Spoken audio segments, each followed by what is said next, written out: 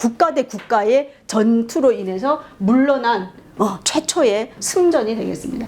그래가지고 1954년에 결국은 스위스 제네바에서 협정을 맺어요. 협정이 맺어서 어떻게 돼? 남북 17도선이 그어지는 거예요. 그렇게 이제 해가지고 프랑스가 물러났어. 그러면 이제 이 나라 사람들끼리 잘 살면 되는데 절대 그렇게 강대국들은 놔두지 않죠.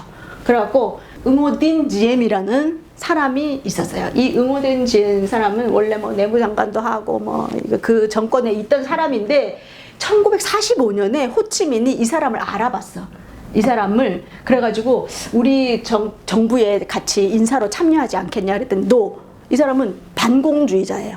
그리고 종교가 카톨릭 원리주의자. 그래가지고 난 싫어. 호치민 너 싫어. 이래가지고 안 하면서 미국이나 프랑스를 떠돌아서 10년 동안 지냅니다.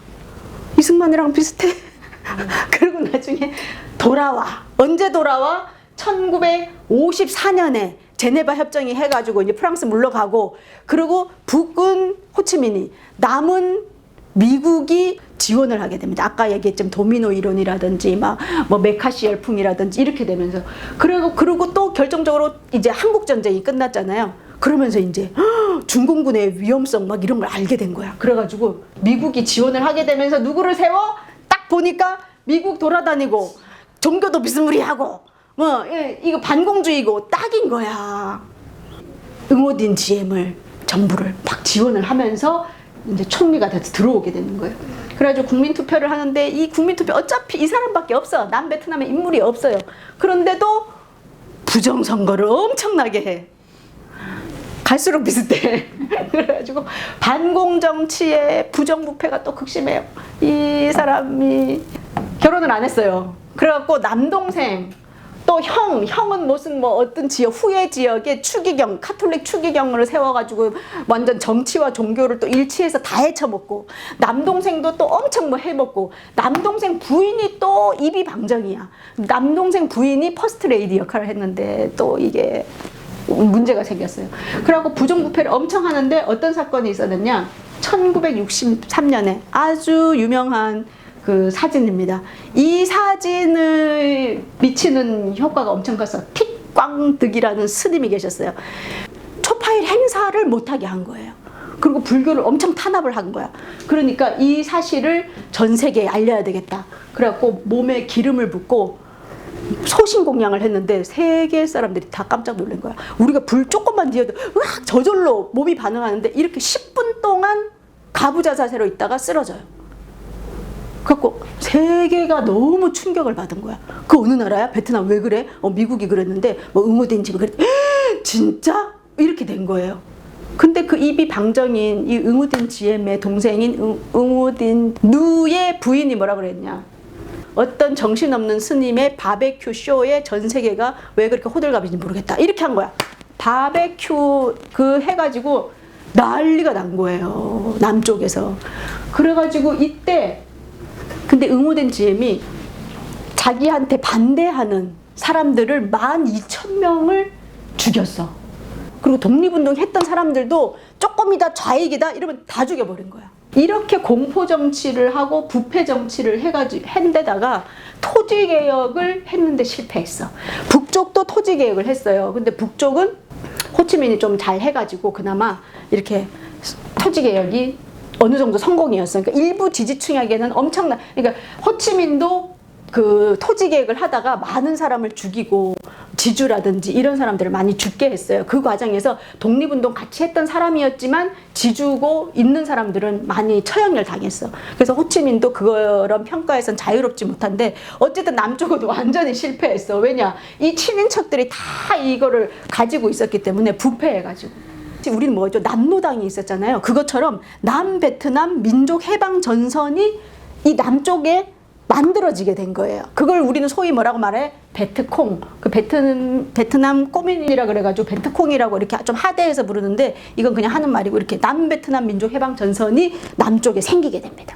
그래가지고 이런 속에서 무슨 일이 일어나느냐? 이때 대통령이 누구였냐 하면 케네디 대통령이었어요. 1961년에서 63년에 암살당하잖아요. 케네디 대통령은 어떤 게 있었냐면, 우리가 이 응오딘 GM을 후원을 해주면 응오딘 GM이 내분을 좀 잘 이렇게 좀 할 것이다. 우리는 얘만 지원을 해주면 될 거라고 생각을 한 거야. 근데 부패해도 너무 부패한 거지. 그러니까 이게 해결이 안 되는 거예요. 그래서 응오딘 GM을 내려오게 해야 되는데 어떻게 해야 되지? 이제 그거를 CIA에서 서로 이제 의논을 한 내용이 나와요. 그래가지고 이 쿠데타가 일어날 것 같다라고 했는데 그냥 가만히 냅두는 거예요. 그렇지 뭐라도 해가지고 제가 없어져야지 했는데 쿠데타가 일어났는데 아예 죽여버렸어요. 이 응오딘 GM을 살해해버려요. 그 동생도 죽이고. 그래갖고 죽일 것까지는 없었는데 미국이 이렇게 되는 거야. 근데 쿠데타가 일어나서 그 이후에 1년에 2번씩 쿠데타가 일어나. 6개월 있다가 전두환 했다가 이런 식이야. 계속 군인들이. 그래가지고 남쪽은 거의 정치적인 이 어려움이 막 하면서 거의 붕괴 직전에 놓인 거예요. 그래서 호치민이 북베트남에서 여기가 그게 있었어요. 우리랑 똑같이 비무장지대가 있었어. 그리고 여기를 이제 밀고 들어오면 되겠다라고 준비하고 있을 때였어. 그러니까 이제 미국에서 안 되겠다 이렇게 된 거예요. 그래서 케네디가 죽고 나서 존슨 대통령이 들어서면서 뭐라고 했냐? 내가 이거를 해결을 하겠다. 이래갖고 무슨 사건이 벌어지냐? 요 통킹만에 미국의 배가 실실 왔다 갔다 하는 거야. 똑같아. 미국의 배가 실실 왔다 갔다 하니까 여기서 이씨 오지마 이러고 이렇게 팡 쏘은 거예요. 한 발. 그랬는데 그때는 가만히 있었어. 근데 갑자기 한 일주일 있다가 막 미국이 전쟁을 막 치는 거야. 왜냐면 야 두 번째는 우리 가만히 있었는데 또 폭탄했어 이렇게 해가지고 한 거예요. 그게 뭐냐 통킹만 사건이에요.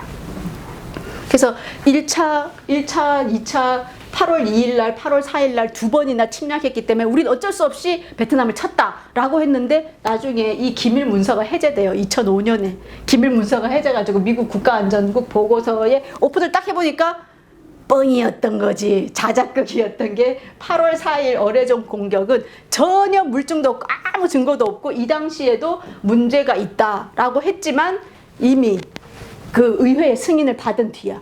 그래가지고 여기서 이제 폭탄이 북베트남에 어마어마한 폭탄이 떨어집니다. 그게 뭐다? 제2차 전쟁, 베트남 전쟁이 되겠습니다. 그래가지고 베트남 전쟁이 1964년에 이 통킹만 사건으로 시작해가지고 발발이 되는 거예요. 그래서 폭격이 시작돼. 그래가지고 1965년에 미 해병대 3,500명을 처음에 파병해요. 조금만 파병해. 요 밑에만 조금 지원을 해주면 나머지는 베트남 군들이 알아서 하겠지. 이렇게 했어. 근데 보니까 베트남 군이 그 베트남 안에 있는 베트콩들 300명한테 뭐 15,000명인가가 전멸을 당하고 미군이 준 그 헬리콥터 5대도 이제 무너지는 걸 본 거야. 그래갖고 안 되는구나 해가지고 우리가 직접 우리의 군인을 보내야 되는구나 하고 12월에 20만 명을 파병해요. 이때 본격적인 전쟁이 시작됩니다. 그래서 우리나라도 이때 1964년에 태권도 사범하고 의료진만 보내요. 그러다가 나중에 65년부터 본격적으로 보내죠. 근데 알고 봤더니 박정희 대통령이 61년도에 케네디를 찾아가가지고 우리가 베트남에 군대 보내주겠다 라고 먼저 제안을 해. 케네디가 그럴 필요까지는 없어요. No thank you 이렇게 된 거예요. 그런 사건이 있었더만. 왜 그랬느냐 봤더니 박정희는 자기가 남노당 출신이었고 그랬기 때문에 미국이 박정희가 쿠데타를 했는데 쿠데타 저 형도 보니까 옛날에 공산당 했었고 남노당 출신이었고 되겠나 뭐 이런 생각. 그런 다음에 또 53년 그 1905 한국전쟁 때 우리나라를 도와줬잖아. 그러니까 우리가 또 해야 되겠다. 또 마지막으로는 어떻게 경제를 좀 일어나야 되겠는데 갔다 오면 돈이 또 생기겠지. 그런 것들로 이렇게 하게 됩니다. 그래서 어쨌든 이렇게 65년. 그리고 65년에서 68년 사이에 100만 톤의 폭탄이 떨어져요. 왜냐하면 빨리 전쟁을 끝내겠다. 계속 미국에서 존슨 대통령은 우리는 67년에 전쟁 끝날 거다라고 계속 방송에 대고 얘기를 하거든요. 근데 안 끝나는 거야. 그래가지고 이 폭탄을 쏘게 됩니다. 근데 이제 1968년에 결정적인 베트남 전쟁에서 아주 결정적인 사건이 있는데 그게 구정 대공세예요. 우리도 구정되면 다 이제 왔다 갔다 하듯이 여기도 구정 때는 북하고 남하고 야 우리 구정이니까 쉬자. 한 열흘 후에 다시 전쟁하자. 오케이 이렇게 한 거예요. 그때를 노린 거지 호치민이. 그런 게 어딨어. 그래가지고 그때를 해서 1968년 1월 30일 날 북베트남군이 남베트콩과 함께 연합작전으로 남베트남을 침공을 합니다. 이때 미군의 대대적인 반격이 일어나면서 북베트남군은 오히려 4만 명의 큰 사상을 내면서 북베트남은 군사적인 패배를 하게 되죠. 그러나 언론과 사진을 통해서 정치적인 승리를 오히려 가져가게 됩니다. 게다가 베트남전을 급변시키는 한 장의 사진이 있었으니 바로 다음의 사진입니다. 남베트남 군인인 로안 장군이 길에서 베트콩으로 추정되는 남자를 즉결 총살하는 이 사진으로 인해서 베트남전에서 미군이 철수해야 한다는 여론이 우세하게 됩니다. 그래가지고 이게 막 뉴스에 나오기 시작하면서 그때 또 6.8 혁명이라고 일어나고 있었어요. 제가 이번 겨울방학 때 우리 조나무 교수님하고 여기서 서양 철학사를 배웠었거든요. 서양 철학사 배울 때 6.8 혁명이 나오더라고. 왜냐면 사르트르를 공부했거든. 프랑스의 철학자 사르트르가 6.8 혁명에서 뭐 이렇게 막 그걸 했다. 나중에 그 기존 그 체제에 대한 엄청난 반항 이런 걸로 이제 일어나면서 막 히피 문화 나오고 막 이렇게 되는 건데 베트남 전쟁하고 이어지는 거예요. 그래서 누가 또 나오죠? 존 레논 이런 사람들이 나타나면서 어때요? 반전을 외치기 시작합니다. 여기가 뭐냐면 베트남에 있는 미 대사관에 이렇게 베트콩이 죽어있는 시체가 나오는 거예요. 그래서 대사관까지 공격을 할 정도로 이렇게 무방비로 우리 미국이 당하고 있단 말이야. 이걸 알게 됐죠. 그리고 이건 뭐냐면 베트콩의 진지야. 위에서 보면 사람이 없어. 그런데 나중에 알고 봤더니 이거 조그만 문이 이게 때가 있어서 딱 들었더니 그 안에 이런 개미굴처럼 여기 사람이 들어가 살 수 있는 이렇게 돼 있는 거야. 그리고 땅 파서 절로 가면 여기 미군 진지야. 그리고 이거는 또 막 해가지고 어디로 해야 돼? 도망가면 어디로 가? 강으로 도망가. 그 강으로 나와서 헤엄쳐서 나가. 이러니 신출귀몰하는 거예요. 그리고 미군을 지켜주던 같은 베트남 사람이었는데 이 토지개혁 막 그거 토지개혁 실패하지 또 정부가 부패하지 이러니까 서 있던 사람들이 그 호치민이 계속 호치민 루트로 위에서 사람들 내려보내잖아요. 그러니까 공산주의 이야기도 하고 호치민은 얼마나 개혁이 성공했는데 막 이런 얘기를 하니까 이 사람들이 이제 흔들리는 거야. 그 밤에 어떻게 해? 지키고 있다가 지키는 미군들 그 자리에서 다 총으로 쏴 죽이는 거예요. 또 음식에 미군이 먹는 음식에다가 독을 탄 거야. 그래갖고 그거 먹고 미군이 막 다 죽어버리는 거예요. 그 다음부터는 통조림만 먹게 된 거야. 그런 사건이 일어난 거예요. 그렇게 되니까 이게 전쟁이 도저히 이길 수가 없게 된 거죠.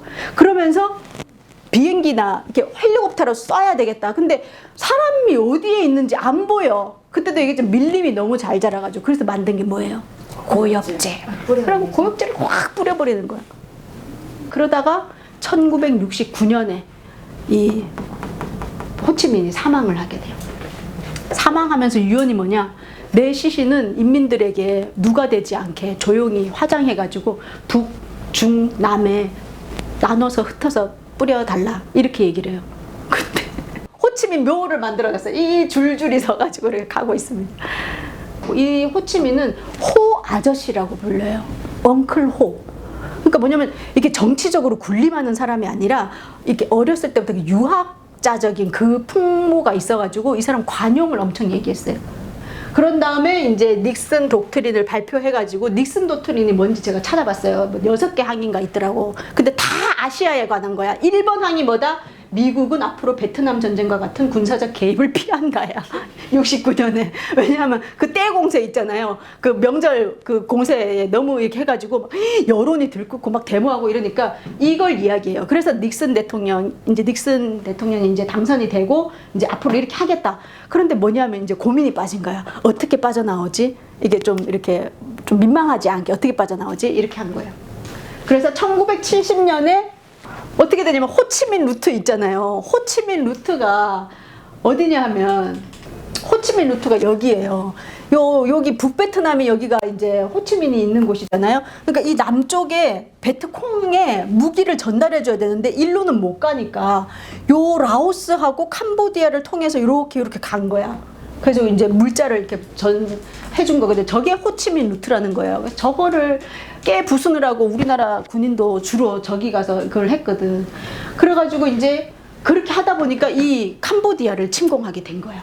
그러니까 이제 미국의 대학생들이 더 들고 일어난 거야. 아니 베트남도 지금 나와야 되는데 웬 또 그 옆에 있는 나라까지 또 침공해? 이래가지고 데모를 했는데 미국에서 대학교에 총을 들고 들어가가지고 그 오하이오 주에 있는 주립대학에 총을 난사해갖고 대학생 4명이 죽은 거야. 그러고 있는 때에 무슨 일이 일어났냐. 펜타곤 페이퍼라는 게 오픈이 돼요. 그게 뭐냐면 베트남을 우리가 침공을 해가지고 뭐 도미노 이론 막 해가지고 우리가 그걸 해야 된다라고 주장했던 그 글을 썼던 사람이 있는데 그 사람이 글을 쭉 썼는데 보니까 70년, 69년 되니까 내가 판단한 게 잘못했구나 하는 걸 이제 깨닫게 된 거예요. 내가 이 페이퍼를 오픈해야 되겠다라고 해가지고 잘 알고 있던 지인 기자에게 이 뉴욕타임즈를 찾아가가지고 펜타곤 페이퍼를 오픈하게 됩니다.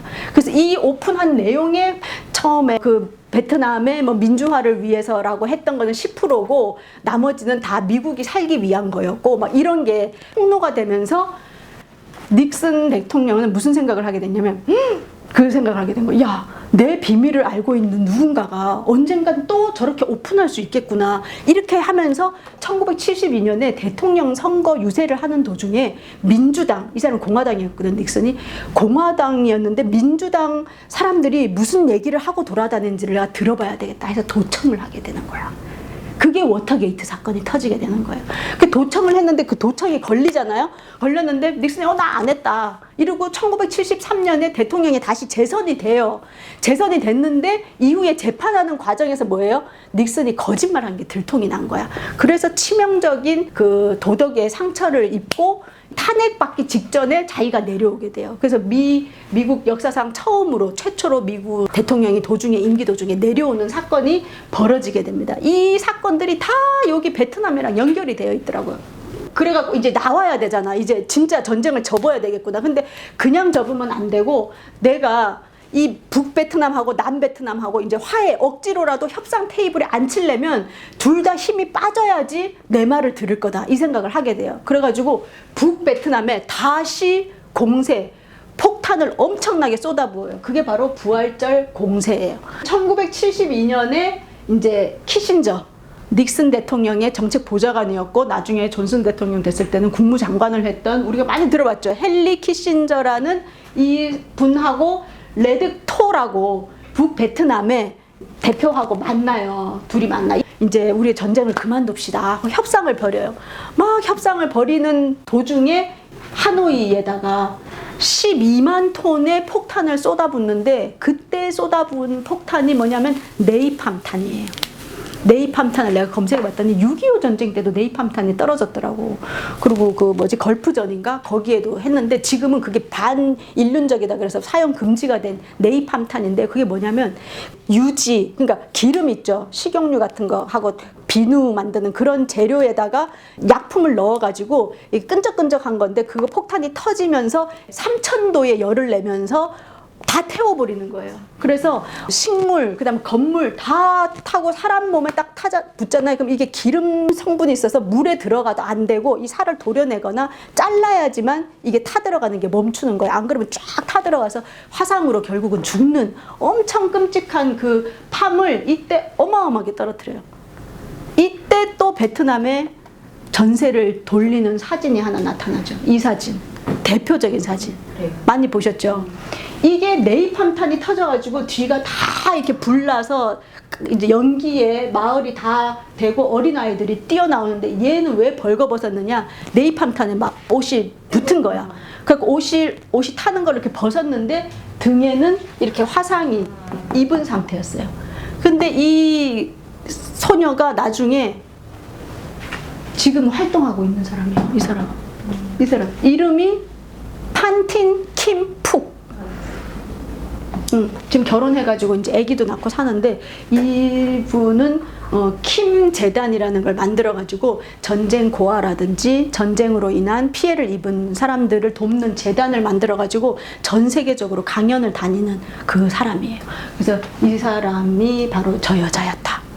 그래갖고 나중에 이때 그 폭탄 이 마을에 폭격을 했던 그 군인이 나중에 보니까 내가 그 마을에 했던 거야. 그래갖고 이제 울면서 찾아가요. 너무 미안하다고. 근데 용서한다고.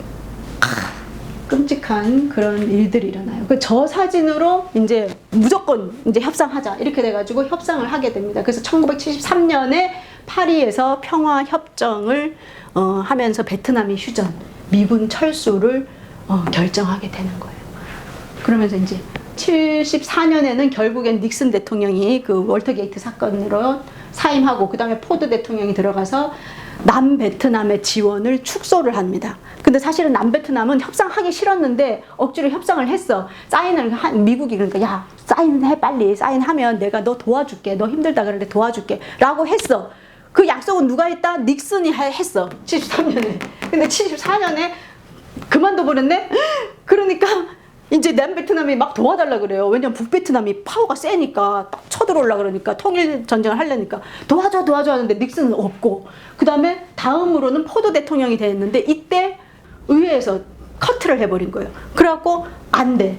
못 도와주니까 어떻게 돼? 75년에 바로 북베트남이 이제 그 17도선 뚫고 내려와가지고 통일을 시켜버리죠. 그게 75년 4월 30일입니다. 남베트남 대통령궁을 접수해버리는 사건이 일어나게 되는 거죠. 이게 미국 대사관, 이 사진이 대표적인 사진이거든요. 뭐냐면 미국 대사관에 철수인 거야. 근데 뭐 이렇게 시간이 서로 안 맞아가지고 급작스럽게 가야 되는 거예요. 근데 이 헬기도 몇 대 안 돼. 이 헬기에 40명인가가 탈 수 있는데 80명을 태워가지고 막 가는 거예요. 그런데다가 이 헬기가 이제 그 배에다가 내려주고 다시 오려면 기름을 주유해야 되는데 기름 주유가 1시간 걸려. 이래가지고 이 지금 베트남에 있는, 남베트남에 있는 대사관, 미 대사관에서 하는데 이때 누구를 태우냐 하면 미국 대사관 직원들, 그 다음에 우리나라 사람들이죠. 왜냐면 우리나라 두 번째로 참전을 많이 했잖아. 거기에 남잖아. 우리나라 사람 다 죽는 거야. 그리고 대사관 사람들 다 태워요. 그러고는 이 베트남 사람 관리들, 그 다음에 이게 도와줬던 미국에 그거 했던 사람들 있죠. 다 그래서 몇 명 못 도망가요.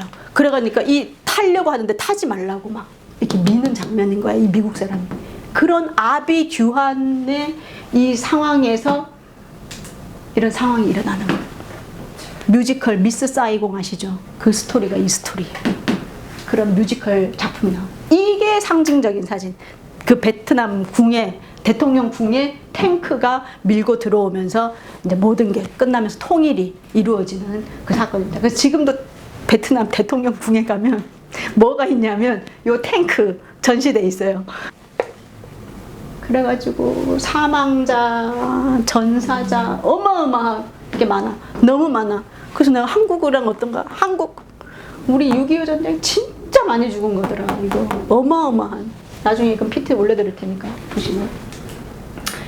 그래가지고 이제 북베트남에 내려서 통일이 됐어. 그럼 해피해야 되는데 어떻게 돼요? 이게 숙청의 시간이 오게 된 거예요. 호치민 전기에 보면 호치민이 혼자 이렇게 내가 죽으면 어떻게 될 거다 해서 혼자 쭉 책을 써놨는데 그걸 뭐라고 돼 있냐면, 통일이 되면 서로 어디에 복무했던 간에 그냥 살자고 미국에 힘을 보탠 것일 뿐이니까 처단하지 말고 다 품어 안아서 조국의 번영을 이루어내라 이렇게 했어.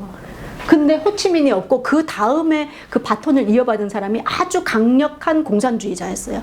원칙적인 그 사람이었기 때문에 어마어마한 숙청을 하게 됩니다. 그러면서 살려고 어떻게 해요? 보트 피플, 이 탈출 사례가 어마어마하게 막 150만 명이 이 배를 타고 바다로 나갔더라고요. 육로로 간 거 빼고. 근데 절반이 이 배 위에서 죽어요. 이때 보트피플이라는 단어가 시작이 된 그런 비극이 있습니다. 그래서 과연 우리가 통일을 이야기할 때 어떤 상태로 통일이 되어야 되느냐. 정말 우리 스스로의 힘을 가지고 있을 때만이 진정한 통일을 이룰 수 있지, 조금이라도 틈이 보이면 가만히 두지 않는 것이 바로 제국주의고 힘 있는 나라구나 하는 걸 뼈저리게 깨달았어요. 그리고 그 내부의 부패로 남베트남이 결국에 망하잖아요. 그러니까 내부, 우리 지금 외국 얘기할 필요 없이 우리 내부가 정말 안정이 돼야 되는구나. 제대로 된 인물들이 곳곳에 있어야지 이런 위기의 순간에 그 인물들이 제대로 역할을 해서 우리나라를 세울 수 있고 지킬 수 있구나 하는 거를 이 베트남사를 통해서 알게 됐습니다. 그래서 이렇게, 이건 아직 죽기 전이에요. 이렇게 너무 못 먹어가지고 이제 죽기 일보 직전인 거야. 이런 상태에 있었는데 여기에서 또 꼭 스토리가 하나씩 생겨요. 전재용이라는 분이 계셨어. 이분이 뱃사람 선장이었는데 큰 배를 이제 해가지고 저기 갔다가 이제 돌아오는 길에 요 보트 피플들이 96명이 배에 타가지고 거의 이제 죽기 일보 직전에 있는 배를 본 거예요.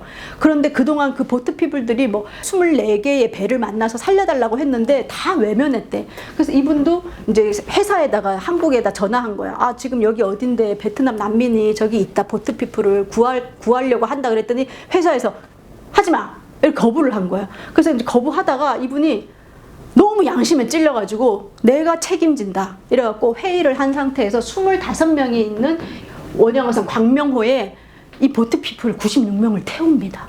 그러면서 이 사람들에게 뭐라고 그러냐면 우리가 지금 부산항에 닿기까지 한 열흘이 남았는데 우리 안에는 지금 25명분만의 식사량밖에 없다. 나눠서 먹어야 된다. 오케이. 이래가지고 그 다음에 너무 오래 굶었던 사람이어서 갑자기 밥을 주면 이 탈날 것 같아서 죽을 해가지고 이렇게 주면서 그 사람들하고 같이 굶으면서 열흘 만에 부산항에 도착해요. 부산항에 도착을 했는데 어떻게 됐게? 부산항에 이제 남베트남 이거 보트피플 수용소가 만들어져요. 그게 1993년까지 있었더라고, 부산에. 93년에 그 사람들을 다 뉴질랜드로 보내고 없어졌어. 이때부터 계속 있었어. 근데 이분은 딱 내리자마자 공안에 끌려가. 그리고 바로 퇴사, 해고당하고 이분은 공안에 가가지고 너 빨갱이 새끼냐? 왜 베트남 도와주냐? 막 이렇게 된 거야. 그래가지고 온갖 수모와 그걸 다 당하고 해고당하고 이래가지고 이분은 자기 양심 하나 했을 뿐인데 그래갖고 어떻게 되면 고향인 통영으로 가서 그냥 그 업 같은 거 이렇게 하면서 그냥 늙으신 거야. 근데 이때 베트남 그 사람 중에 이제 죽게 됐다가 살아가지고 미국에 가서 성공한 사람이 있는 거야. 이 사람 성공하고 나서 이 전재용 선장을 그렇게 찾는데 안 찾아지는 거예요. 그래서 나중에 20년 만에 찾았어. 연락이 닿았어. 그래서 편지를 보냈는데 자기는 이분이 너무 영웅 같은 분이었기 때문에 매일 기도를 드렸다는 거예요. 아침마다. 이 전 선장이 잘 살게 바란다 이렇게 기도하고 그래서 잘 살 줄 알았대. 자기들은 미국에서 잘 살고 있으니까. 근데 나중에 편지 온 거 보니까 자기는 그런 수모를 당했다는 걸 알고 너무 가슴 아파하면서 편지를 보내서 미국에 초청을 합니다. 그래갖고 25년 만에 만나. 제가 이 PT 준비하면서 그래가지고 그때는 그렇게 수모받았지만 지금은 또 베트남과 한국의 교류 요새 또 하잖아요. 영웅이다 이래갖고 다큐멘터리 막 나오고 지금 그렇게. 곳곳에 이런 분들이 계셨고 만약에 이분이 그냥 정말 그냥 돌아가셨거나 이게 알려지지 않았다면 그리고 베트남이 정말 계속 못 사는 나라였거나 없어졌다면 이분의 희생이 정말 없어졌을 텐데 그래도 서로 잘 살고 이렇게 돼가지고 다시 찾아서 이분이 또 이제 역할을 할 수 있게 돼서 참 다행으로 생각합니다. 그 외에 우리나라 이거 보세요. 이기고 돌아오라. 뭐 우리 이렇게 해서 이제 간 거 한국군 파병 64년에 의료진 가고 65년에 건설 지원만 하게 되고 그 다음 65년부터 68년까지 피크로 엄청나게 많이 보내게 됩니다. 첫 번째 우리가 파병하는 대신 파병 상한선은 5만 명 이내 한꺼번에 갈 수 있는 그 다음에 한국군의 현대화 지원 이때 미국으로부터 우리나라 무기 만들어도 된다 오케이를 받은 거야. 이 약소국의 서름이죠. 그 다음 북한의 침공 시 미국이 즉각 출병하도록 한미 방위 조약을 개정한다. 이때 불안했으니까. 그 다음 남베트남에서 사용할 군수품 공급도 한국의 남베트남 시장 진출을 보장하라. 이렇게 됩니다. 그래서 이때 우리나라 공무원 월급이 하여튼 그런 데다가 처음엔 다 안 간다 그랬으니까 나중에는 일시불로 그 월급을 주겠다 이러니까 완전 몇 억이 우리 지금으로 치면 막 되는 돈이 한꺼번에 들어오는 거니까 가겠다고 해가지고 간 거예요. 그렇게 했습니다. 그래서 32만 명이 파견이 됐는데 전사자 5천 명, 부상자 11,000명. 그래서 2억 3,600만 달러의 급여를 받았어요. 이 받아가지고 이 돈 다 고국에 보내가지고 우리나라 은행이 그때부터 살기 시작한 거야. 그렇게 돼가지고 이때 GNP가 5배 성장했대요. 파병한 이후에.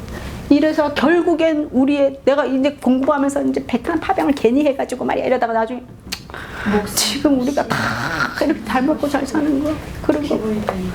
또 저기 현충원 가다 보면 현충원 가면 월남전 그 병사들 묘가 또 쫙 있어. 그런 아픔들이 있다. 그리고 지금 재작년에 베트남 학살 생존자 우리나라에 왔었어요. 이게 뭐냐면 한국군 증오비가 있어. 일부 몇 개 마을, 그 유명한 마을 있잖아요. 마을 2개인가 3개 있어. 그 마을에서는, 그러니까 미군이나 다른 부대와 달리 우리나라가 그 두 마을에서는 거의 인간이 할 수 없는 짓을 했다는 거야.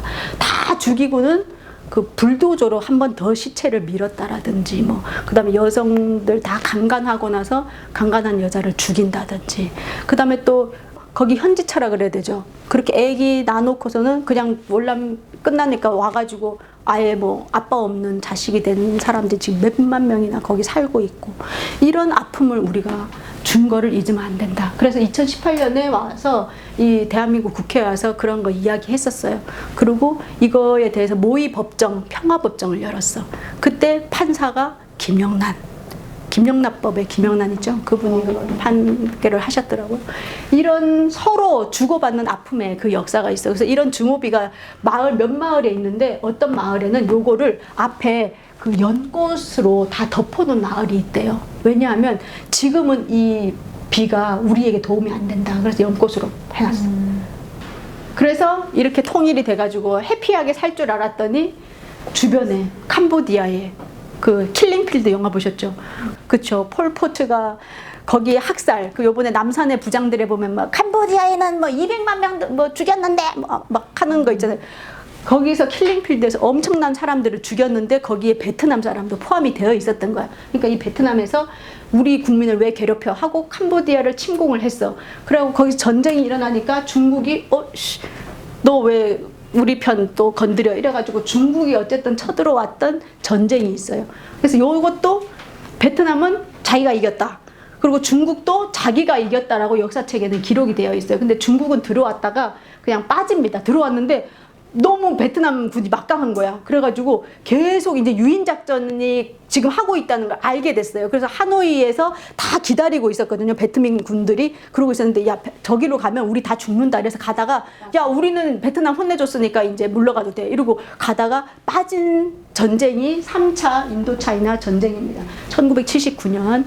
그래가지고 요거 3차 전쟁은 뭐 서로 내가 이겼다 얘가 이겼다 하는데, 중국 그 홈페이지에 보면은 자기가 이겼지만 여기에서 우리 군이 얼마나 약한지를 알았고 무기의 현대화가 필요하다는 걸 알았다, 뭐 이렇게 기록이 되어 있어요. 근데 베트남에서는 어쨌든 물러간 거야.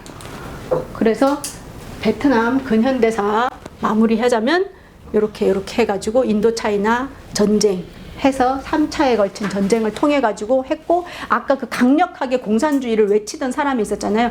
86년에 죽어요. 86년에 죽으면서 그 사람의 이제 강경책을 쓰던 사람이 죽으면서 어떻게 된다?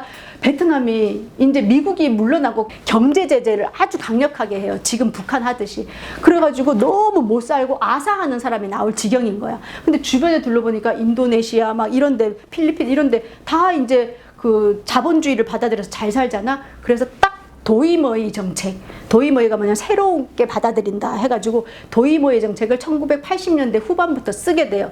그래서 개방을 하게 되고 1990년에 가서야 모든 전쟁이 거의 마무리되고 우리랑도 수교를 하고 이러면서 베트남이 지금의 모습으로 하고 있는데, 그래서 지금 베트남 학생들은 어떤 거냐면 할아버지하고 아버지 때가 프랑스 물리치고 일본 물리치고 미국 물리치고 중국 물리쳐가지고 니한테 지금 이런 자유의 나라를 줬다. 니네 마음껏 네 꿈을 펼쳐라. 이렇게 돼가지고 애들이 눈이 초롱초롱해가지고 뭐 영어 공부 같은 것도 막 엄청 열심히 하고 애들이 막 지금 많이 죽었잖아요. 전쟁하던 사람들이 많이 죽었기 때문에 지금 인구 분포가 15세에서 25세까지 인구 분포가 제일 많대요. 그러니까 그 정도로 발전 가능성이 있는 나라가 베트남이고, 이런 오랜 역사를 가진 나라가 베트남이기 때문에 앞으로 우리는 이 베트남과 역사를 알면서 교류도 해야 되고, 우리 스스로도 통일에 대해서도 많이 생각해 보면서 힘을 키우는 그런 계기가 돼야 되겠다는 생각을 하면서 3주에 걸친 베트남사를 마치도록 하겠습니다. 감사합니다.